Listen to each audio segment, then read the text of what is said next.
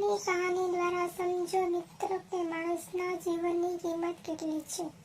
પથ્થરની કિંમત એક હીરાના વેપારી હતા જે હીરાના મોટા નિષ્ણાત ગણાતા હતા, પરંતુ ગંભીર બીમારીના કારણે તેમનું નાની ઉંમરમાં જ અવસાન થયું હતું. તેઓ પોતાની પાછળ પત્ની અને પુત્રને છોડી ગયા છે. જ્યારે દીકરો મોટો થયો ત્યારે તેની માતાએ કહ્યું, દીકરા, તારા પિતાએ મરતા પહેલા આ પથ્થર છોડી દીધો હતો. તું તેને બજારમાં લઈ જા અને તેની કિંમત શોધ.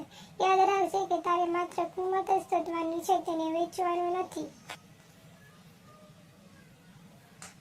યુવક પથ્થરો લઈને બહાર નીકળ્યો. તેને પહેલી વસ્તુ શાકભાજી વેચતી સ્ત્રી મળી. અમ્મા, તમે મારા માટે આ પથ્થર કેમ બદલો છો? તમે આપી શકશો? યુવકે પૂછ્યું. જો આપણે જોઈએ તો 2 ગાજરને બદલે આ આપો, વજન કરવામાં ઉપયોગી થશે, તેમ શાકભાજી વિક્રેતાએ જણાવ્યું હતું.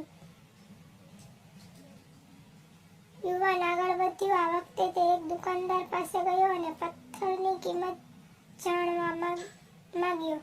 દુકાનદારે કહ્યું, હું તેના બદલામાં વધુમાં વધુ ₹500 આપી શકું છું. જો તમારે આપવા હોય તો આપો, નહીં તો આગળ વધો.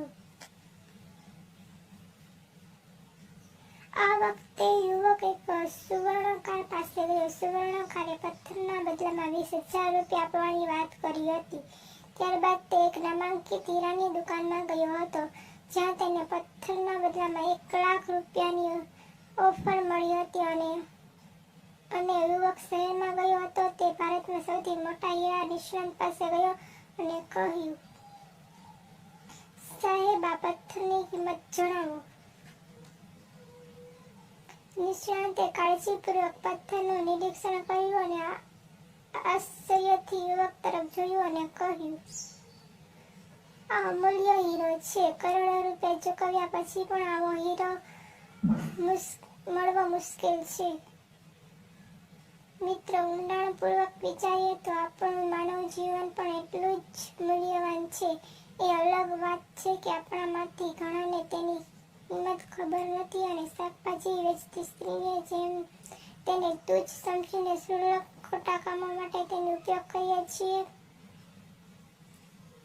ચાલો પ્રાર્થના કરીએ કે ભગવાન આપણને આ અમૂલ્ય જીવનને સમજવાની બુદ્ધિ આપે અને આપણે હીરાના નિષ્ણાતની જેમ આ જીવનને કિંમત આપી શકીએ. જો વિડીયો સારો લાગ્યો હોય તો લાઈક, કમેન્ટ અને સબસ્ક્રાઈબ કરવાનું ભૂલતા નહીં.